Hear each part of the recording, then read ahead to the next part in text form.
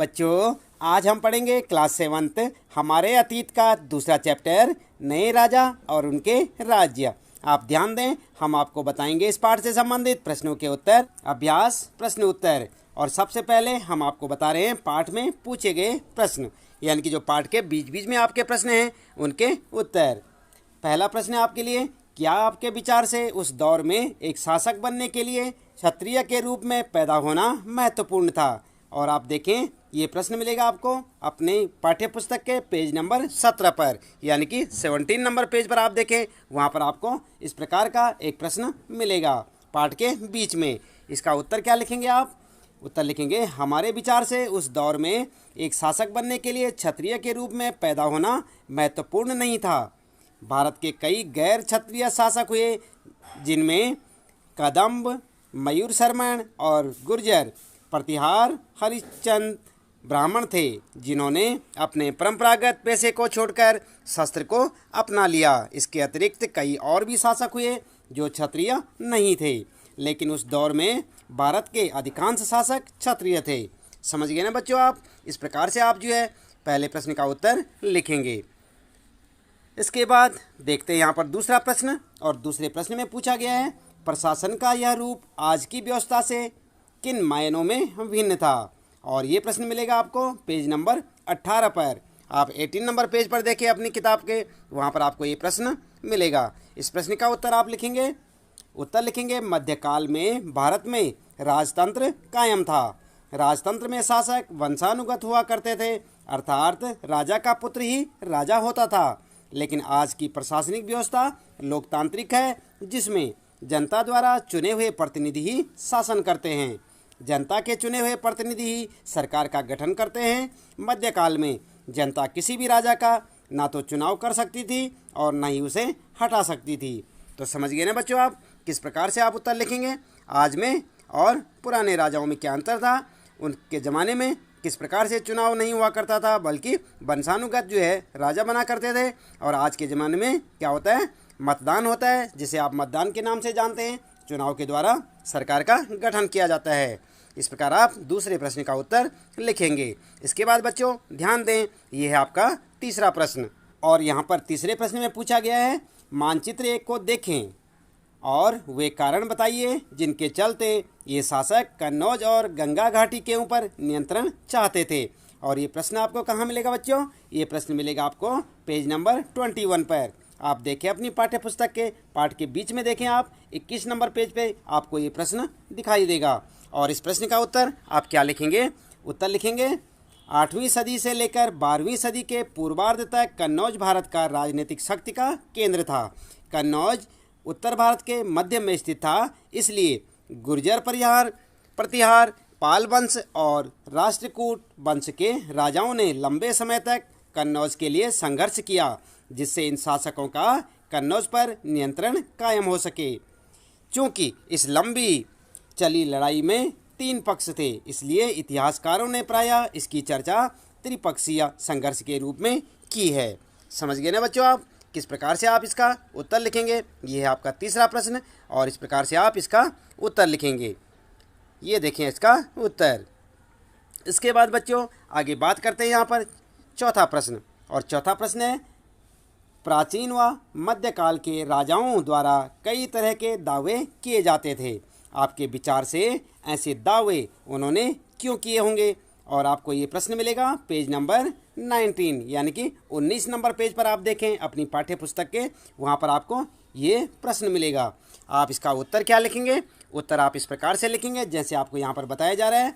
उत्तर है, कई प्रशस्तियों में शासक कई तरह के दावे करते थे। मिसाल के लिए शूरवीर विजय योद्धा के रूप में समुद्रगुप्त ने अपने प्रशस्ति में वर्णन किया कि आंध्र, सैंधव, विदर्भ और कलिंग के राजा उनके आगे तभी धराशायी हो गए जब वे राजकुमार थे।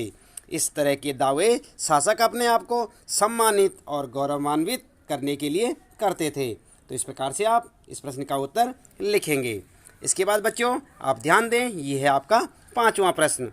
इसमें पूछा गया है कि मानचित्र 1 को दोबारा देखिए। आप फिर से देखेंगे और विचार विमर्श कीजिए कि चाहमानों ने अपने इलाके का विस्तार क्यों करना चाहोगा।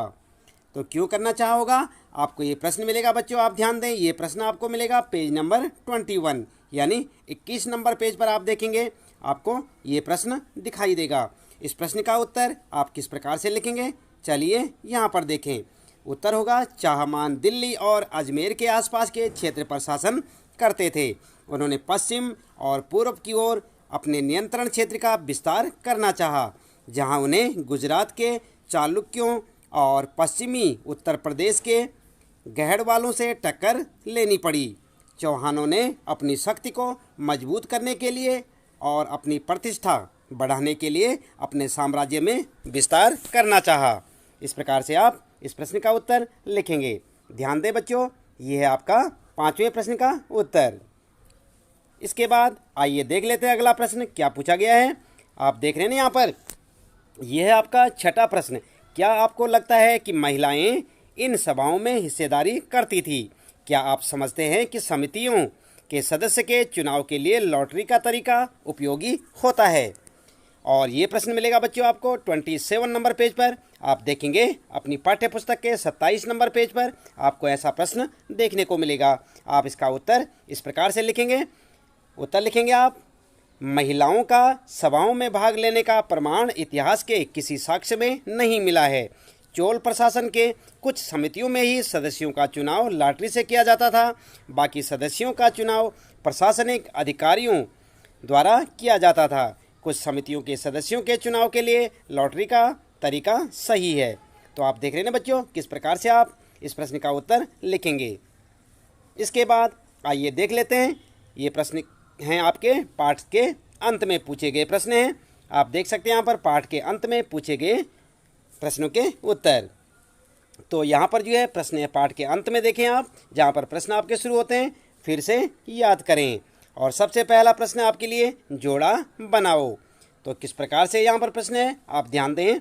जोड़ा बनाना है आपने गुर्जर प्रतिहार, राष्ट्रकूट, पाल और चोल के साथ यहाँ पर जो दिए हुए हैं इनको आपस में मिलाना है, यानी कि सुमेल करना है आपने, इनका जोड़ा बनाना है कि कौन सा सही है, किसके साथ फिट बैठेगा। उत्तर लिखेंगे आप गुर्जर प्रतिहार में आप लिखेंगे गुजरात और राजस्थान, राष्ट्रकूट के साथ लिखेंगे पश्चिमी दक्कन, पाल के साथ लिखेंगे बंगाल और चोल के साथ तमिलनाडु। ये आपका उत्तर होगा। आप ध्यान दें, इस प्रकार से आप इसे सुमेल कीजिए। तो ये है ना आपका प्रश्न, और इस प्रकार से आप इसे सुमेल करते चले जाएंगे और आपका उत्तर बन जाएगा।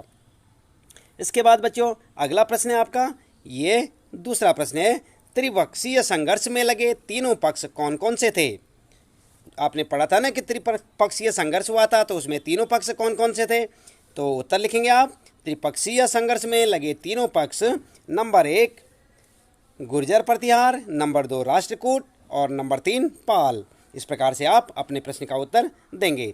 और इसके बाद बच्चों अगला प्रश्न है, चोल साम्राज्य में सभा की किसी समिति का सदस्य बनने के लिए आवश्यक शर्तें क्या थी? समझ गए ना आप प्रश्न को। तीसरा प्रश्न है, चोल साम्राज्य में सभा की किसी समिति का सदस्य बनने के लिए आवश्यक शर्तें क्या थी? तो आप उत्तर में लिखेंगे, चोल साम्राज्य में सभा की किसी समिति का सदस्य बनने के लिए निम्न शर्तें आवश्यक थी। और क्या क्या शर्तें थी वो?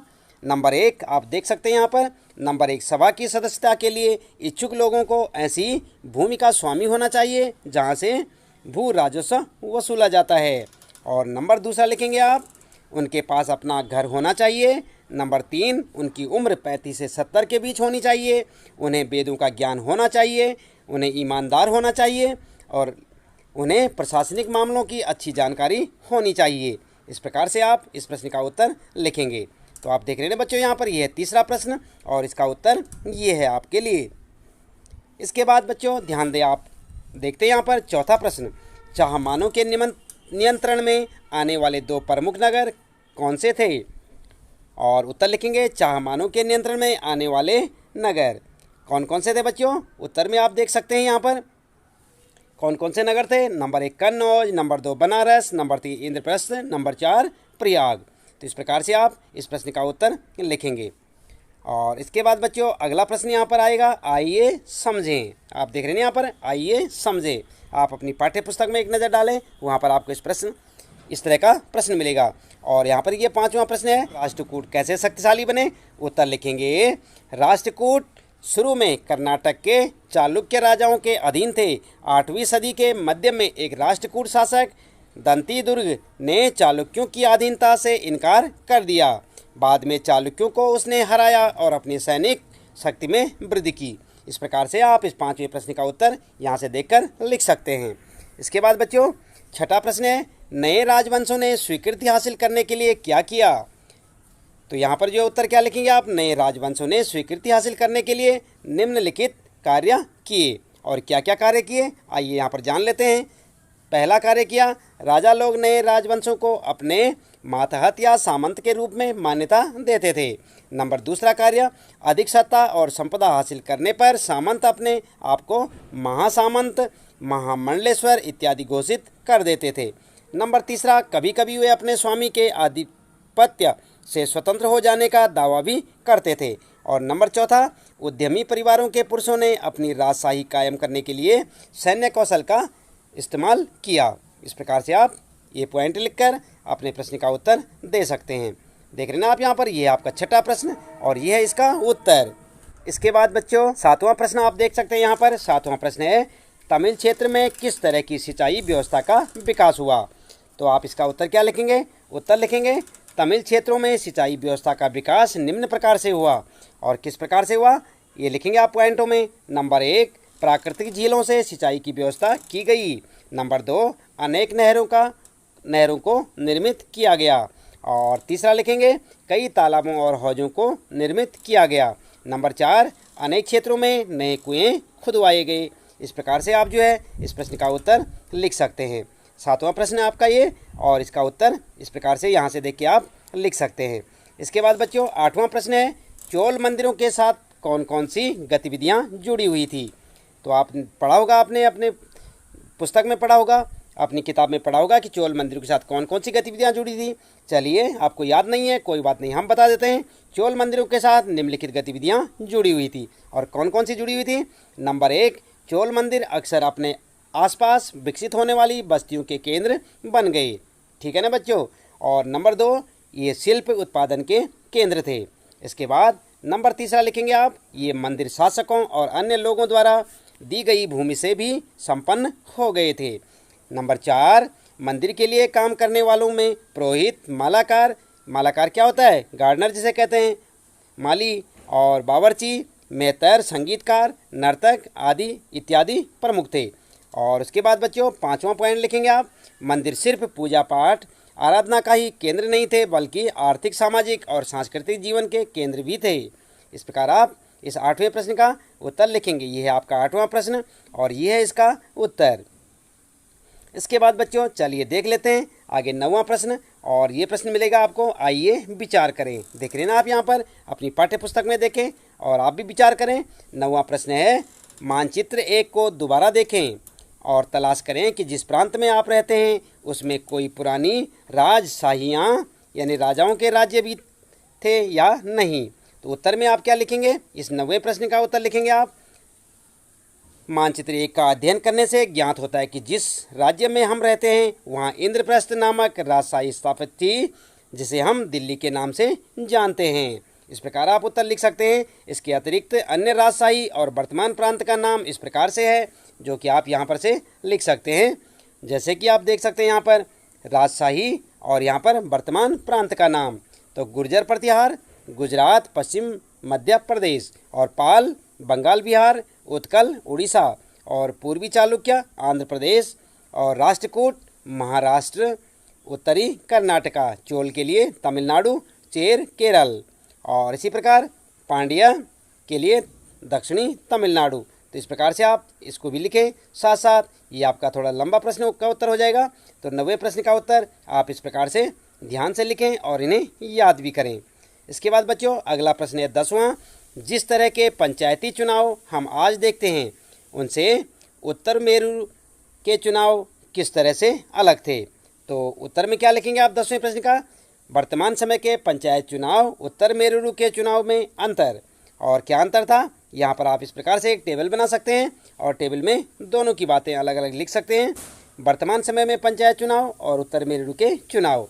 सार्वभौमिक वयस्क मताधिकार के द्वारा चुनाव। ऐसा ही होता है ना बच्चों, आजकल कैसा चुनाव होता है? वयस्क मताधिकार, यानी 18 वर्ष से बड़ी आयु वाले चुनाव में भाग ले सकते हैं और सार्वभौमिक होता है, यानी कि सभी लोग इसमें भाग ले सकते हैं। इसमें कोई जाति धर्म का कोई महत्व नहीं है। और इसी प्रकार यहाँ पर उत्तर मेरू में क्या होता है? लॉटरी पद्धति द्वारा विभिन्न समितियों के सदस्य चुनाव करते थे। उसके बाद दूसरा है मतदाता अपने पसंद के उम्मीदवारों को मत देता है। और यहाँ पर क्या होता था? उत्तर मेरू में चुनाव पूर्ण रूप से प्रत्याशियों के भाग्य पर निर्भर था, क्योंकि लॉटरी तो भाग्य पर ही चलती है। तो इस प्रकार से आप उत्तर लिख सकते हैं। इसके बाद बच्चों 11वां प्रश्न है, आइए करके देखें। और क्या देखें यहाँ पर? 11वां प्रश्न आपके लिए, इस अध्याय में दिखलाए गए मंदिरों से अपने आसपास के किसी मौजूदा मंदिर की तुलना करें और जो समानताएं या अंतर आप देख पाते हैं उन्हें बताएंगे। तो बच्चों इस प्रश्न का उत्तर आप चाहे तो स्वयं भी लिख सकते हैं। आपके आसपास के मंदिरों को आप देखें और देखते ही होंगे, तो आप अपने आसपास के मंदिरों के बारे में भी समानताएं देख सकते हैं, उस ज़माने से मिला सकते हैं। लेकिन फिर भी हम आपको उत्तर बताते हैं किस प्रकार से आप लिख सकते हैं। उत्तर लिखेंगे, असमानताएं, इस अध्याय में दिखलाए गए मंदिर द्रविड़ शैली के स्थापत्य कला द्वारा निर्मित हैं, लेकिन वर्तमान में यानी कि आजकल के समय में अधिकांश मंदिर वेसर शैली स्थापत्य कला द्वारा निर्मित हैं। वेसर शैली में द्रविड़ और नागर शैली का सम्मिश्रण होता है। ध्यान रखें आप, जो वेसर शैली है बच्चों, उसमें द्रविड़ और नागर शैली का सम्मिश्रण होता है। और समानताएं क्या थी? इन दोनों मंदिरों में समानता यह है कि इन दोनों मंदिरों के गर्भगृह में ही मूर्ति स्थित होती है। इस प्रकार से आप इस प्रश्न का 11वें प्रश्न का उत्तर यहाँ से लिख सकते हैं और इसे अच्छे से याद भी करें। इसके बाद बच्चों चलते हैं 12वें प्रश्न की ओर। आज के समय में वसूले जाने वाले करों के बारे में और जानकारी हासिल करें। क्या ये नगद के रूप में है, वस्तु के रूप में है या श्रम सेवाओं के रूप में? तो जानते हैं बच्चों आप आजकल जो कर होता है टैक्स के बारे में जानते हैं। उत्तर में लिखेंगे वर्तमान समय में प्रत्यक्ष कर और अप्रत्यक्ष कर के रूप में कर वसूल किए जाते हैं या वसूले जाते हैं। प्रत्यक्ष कर के रूप में आयकर, संपत्ति कर, उत्तराधिकारी कर, मृत्यु कर आदि, और अप्रत्यक्ष कर के रूप में उत्पादन शुल्क, बिक्री कर आदि प्रमुख हैं। आप भी अपने पेरेंट्स से पूछ सकते हैं, अपने पापा से, वे भी जो है कर चुकाते हैं। यदि वे नौकरी करते हैं तो इनकम टैक्स के नाम से वो कर चुकाते हैं। तो इस प्रकार से बच्चों आप इन करों के बारे में या टैक्सेस के बारे में लिख सकते हैं। आगे यहाँ पर जो है आगे और लिखेंगे आप, वर्तमान समय में सभी कर नगद और चेक के द्वारा जमा किए जाते हैं। किसी भी कर का भुगतान वस्तु के रूप में अथवा श्रम सेवाओं के रूप में नहीं लिया जाता। तो इस प्रकार से आपने देखा, यहाँ पर ये था आपके 12वें प्रश्न का उत्तर। और आप इसे अच्छे से समझें और कर के बारे में, टैक्सेस के बारे में और अधिक जानकारी लेनी हो आप अपने घर में बड़ों से भी ले सकते हैं, अपने पापा से पूछ सकते हैं कि टैक्सेस या कर क्या होते हैं। तो बच्चों इस प्रश्न के उत्तर के साथ ही यहाँ पर इस पाठ से संबंधित हमारे सारे प्रश्नों के उत्तर यहाँ पर समाप्त होते हैं। इसी प्रकार आप कक्षा 7 के हमारे अतीत और सामाजिक अध्ययन के अंतर्गत सभी पाठों के प्रश्न उत्तर जानने के लिए आप हमारे साथ लगातार इसी प्रकार जुड़े रहें और देखते रहें। आने वाली प्रत्येक वीडियो के लिए आप जो है बेल आइकन दबाना ना भूलें। और वीडियो अगर आपको पसंद आई हो तो लाइक और शेयर करना ना भूलें। अपने यार दोस्तों को हमारे साथ जो है चैनल में जोड़ें और उन्हें भी इसका लाभ पहुँचाएँ। तो बच्चों आज के लिए इतना काफ़ी है, लेते हैं आपसे विदा। आपका दिन शुभ हो।